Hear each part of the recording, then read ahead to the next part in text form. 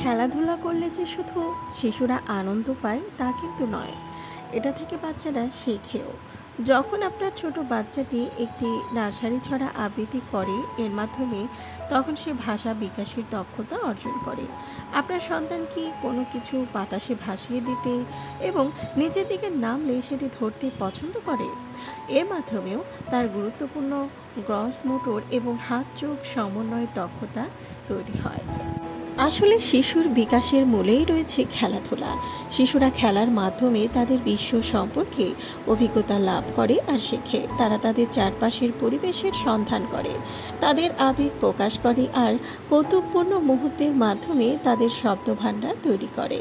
আরও একটু যোগ করে বলা যায় যে সারা বিশ্বের শিশুদের জন্য খেলাধুলা খুবই স্বাভাবিক বিষয়।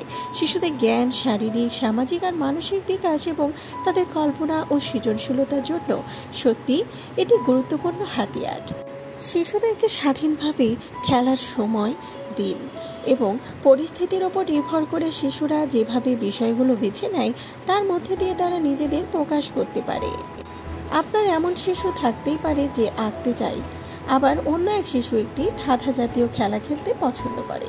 প্রতিটি শিশুই তাদের সৃজনশীলতা প্রকাশ করার ক্ষেত্রে ভিন্ন ভিন্ন উপায় কিন্তু বেছেই নেয়।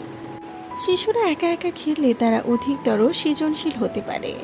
যখন একটা শিশু একা খেলে তখন নিজের কল্পনার সাথে নিজেকে সম্পৃক্ত করছে এবং শৈশব থেকে সে স্বাধীন হয়ে উঠছে।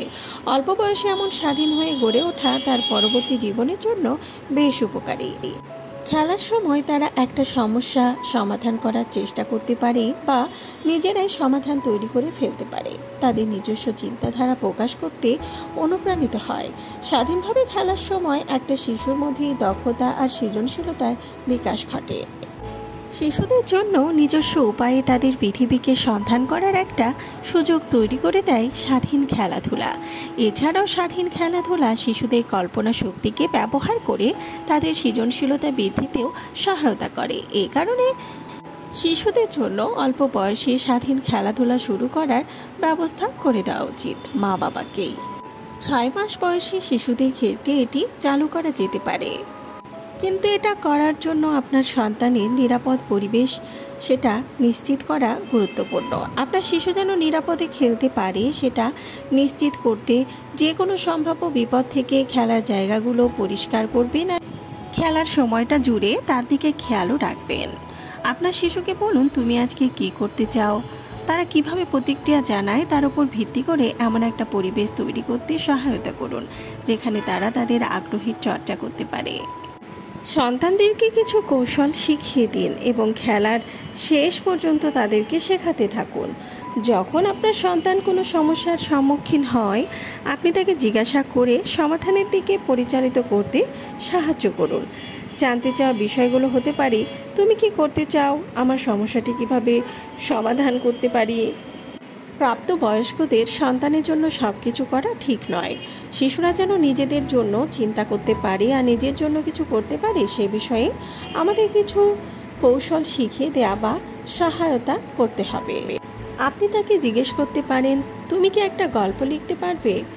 আপনি জানেন যে সে এখনও সঠিকভাবে লিখতে পারে না, কিন্তু সে যাই লিখুক না কেন আপনি সেটাই দেখবেন। তারপর সে আপনার কাছে এসে জোরে জোরে পড়বে। এই পন্থা অবলম্বন করে আপনি আপনার সন্তানকে বিভিন্ন ক্রিয়াকলাপে সম্পৃক্ত করতে সাহায্য করতে পারেন যেখানে তারা স্বাধীনভাবে কিছু করতে পারবে।